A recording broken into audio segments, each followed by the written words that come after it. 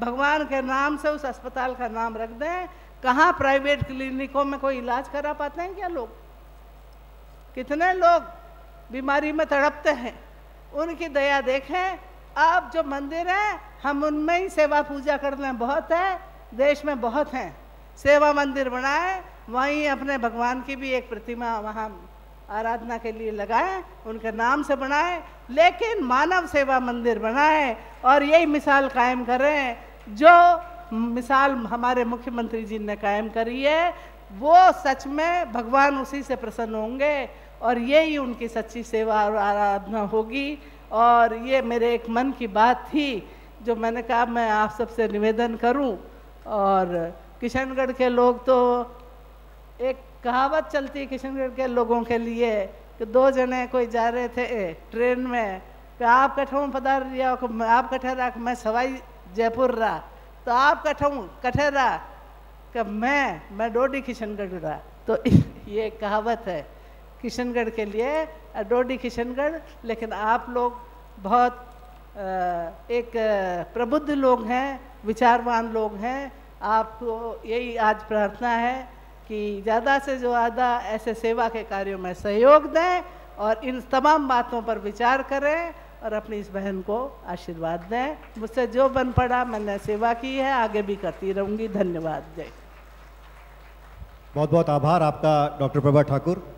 अपने बड़े ही खरी खरी बातों से जहाँ यहाँ उपस्थित लोगों के मन में पुनीत कार्यों के प्रति एक प्रेरणा की भावना जगाई, वहीं आपने स्पष्ट भी कर दिया कि सरकार की उपलब्धियों को सकारात्मक दृष्टिकोण से देखने की ज़रूरत है। और अब बारी है हमारे अति विशिष्ट अतिथि राजस्थान के चिकित्सा एवं स्वास्थ्य मंत्री श्री अहमदुद्दीन अहमद साहब के संबोधन की। आप सभी जानते हैं कि पाटनी फाउंडेशन ने चिकित्सा के क्षेत्र में बहुत सारे काम किए हैं, जिसका उल्लेख विभिन्न वक्ता अपने भाषणों में कर चुके हैं। आज भी कई पुनीत कार्यों की शुरुआत हो रही है जो किशनगढ़ की विकास यात्रा में मील का पत्थर साबित होगी। माननीय श्री अहमदुद्दीन अहमद साहब। आदरणीय मुख्यमंत्री श्री अशोक गहलोत जी, हमारे नौजवान मंत्री और साथी सचिन पायलट जी, मेरे साथी रघु शर्मा जी, नसीम अख्तर जी, प्रभा ठाकुर साहिबा, नाथुराम जी सिनोदिया, कमल बागवलिया जी, महेंद्र गुजर जी, ब्रह्मदेव कुमावत जी, जाकिर साहब, नरेंद्र सानी जी, हाजी कयूम साहब, डॉक्टर बहेती, आदरणीय दीन बंधु चौधरी साहब, ललित भाटी जी, जनप्रतिनिधिगण, last but not least R K Marble के श्री अशोक जी पाटनी साहब और उनके परिवारजन, उपस्थित भाइयों और बहनों, ये हम सभी के लिए खुशी का मौका है कि आज माननीय मुख्यमंत्री के कर कमलों से विभिन्न कार्यक्रमों का शुभारंभ किशनगढ़ में हो रहा है। इनमें आर्टिफिशियल लेंस प्रत्यारोपण व विकलांग सहायता शिविर का उद्घाटन, इसमें करीब 3000 लोगों के आने की उम्मीद है। अतिथि आवास गृह का शिलान्यास, कन्या महाविद्यालय का शिलान्यास, राजकीय होम्योपैथिक चिकित्सालय का लोकार्पण, गवर्नमेंट पीजी कॉलेज का लोकार्पण, इमरजेंसी हॉस्पिटल एवं चिकित्सक आवासों का शिलान्यास शामिल है।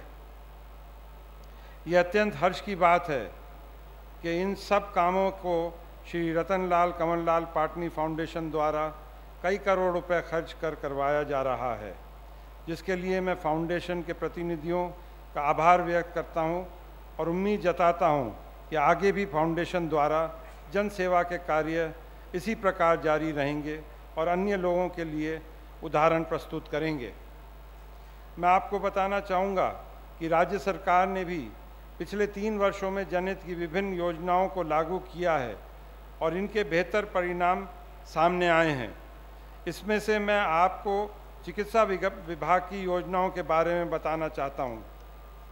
प्रदेश की जनता पर, खासकर गरीब लोगों पर बीमारी के इलाज का जो भार पड़ता है, उसे देखते हुए माननीय मुख्यमंत्री महोदय ने पिछले साल 2 अक्टूबर से सभी सरकारी अस्पतालों में बीपीएल मरीजों के साथ साथ दूसरे सभी मरीजों की भी मुफ्त इलाज के लिए मुख्यमंत्री निःशुल्क दवा योजना प्रारंभ की, जिसके तहत प्रदेश में 15,355 ड्रग डिस्ट्रीब्यूशन सेंटर्स के माध्यम से 400 से ज़्यादा ज़रूरी दवाइयाँ मुफ्त मुहैया कराई जा रही हैं।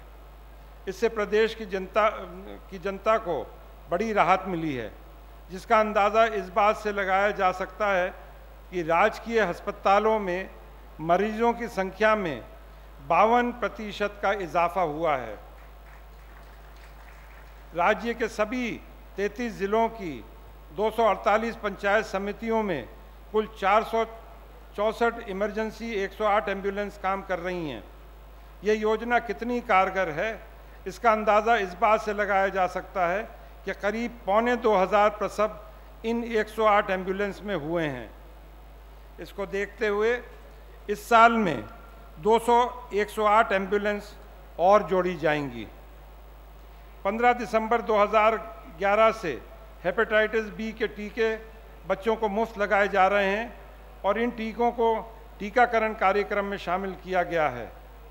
राज्य में लोगों को टेलीफोन के मार्फत कंसल्टेशन और स्वास्थ्य विभाग से जुड़ा कोई भी मामला टोल फ्री हेल्पलाइन नंबर 104 पर कॉल करके बताया जा सकता है और परामर्श पर्ची SMS के माध्यम से कॉलर के मोबाइल पर भेजी जाती है। मुख्यमंत्री BPL जीवन रक्षा कोष के तहत 3 सालों में तकरीबन 1,21,00,000 मरीजों को मुफ्त इलाज मुहैया कराया गया है, जिसके तहत 127 करोड़ रुपए खर्च किए गए। मुख्यमंत्री सहायता कोष के मार्फत पिछले 3 सालों में 109 करोड़ रुपए की इमदाद से 40,000 से ज़्यादा मरीजों को फ़ायदा पहुंचाया गया है। पिछले साल सितंबर से जननी शिशु सुरक्षा योजना शुरू की गई है, जिसके तहत सभी प्रसूताओं व नवजात बच्चों को 30 दिन तक सरकारी अस्पतालों में सभी सुविधाएं मुफ्त मुहैया कराई जा रही हैं, जिसमें दवाइयाँ, जांच, ज़रूरत होने पर खून का चढ़ाना, पौष्टिक भोजन और लाने ले जाने की सुविधा मुहैया कराई गई है। मैं आपको बताना चाहता हूं कि इन योजनाओं की बदौलत मातृ मृत्यु दर 445 से घटकर 318 व शिशु मृत्यु दर 68 से घटकर 55 हो गई है। सरकार ने पिछले 3 सालों में चिकित्सा सुविधाओं में बढ़ोतरी के साथ ही में भी विस्तार के प्रयास किए हैं। पहली बार बड़ी संख्या में चिकित्सकों व अन्य स्टाफ की भर्ती की गई है। पिछले 3 साल में 1120 चिकित्सा अधिकारी संविदा पर और 2,980 चिकित्सा अधिकारी नियमित भर्ती के लिए और 13,854 पैरामेडिकल स्टाफ की भर्तियां की। यही नहीं, चिकित्सकों के वेतनमान में उनकी मांग को अनुरूप टाइम बाउंड तरीके से बढ़ोतरी के आदेश जारी किए गए। चिकित्सक जो MBBS की पढ़ाई पूरी करके निकलते हैं, उनकी 1 साल की इंटर्नशिप को प्रोबेशन पीरियड का हिस्सा मानते हुए नियमित नियुक्ति के 1 साल के बाद ही नियमित वेतनमान स्वीकृत करने के निर्णय लिया गया है।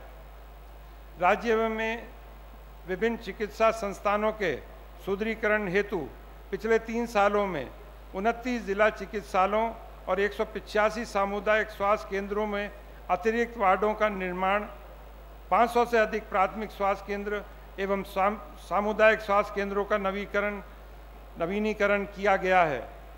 537 नए उप स्वास्थ्य केंद्र, 72 प्राथमिक स्वास्थ्य केंद्र एवं 44 सामुदायिक स्वास्थ्य केंद्र बनाए गए हैं और हाल ही में 100 नई PSCs और 25 नई CHCs क्रमोन्नत कर बनाई गई हैं।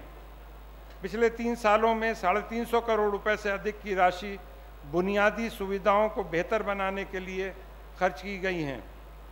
मैं माननीय मुख्यमंत्री जी को धन्यवाद देना चाहूँगा कि उन्होंने बजट में चिकित्सा एवं स्वास्थ्य विभाग के लिए बहुत अच्छे प्रावधान किए हैं, जिससे राज्य के लोगों को घर से नज़दीकी जगह पर ही अच्छी से अच्छी चिकित्सा सुविधा मिल सके।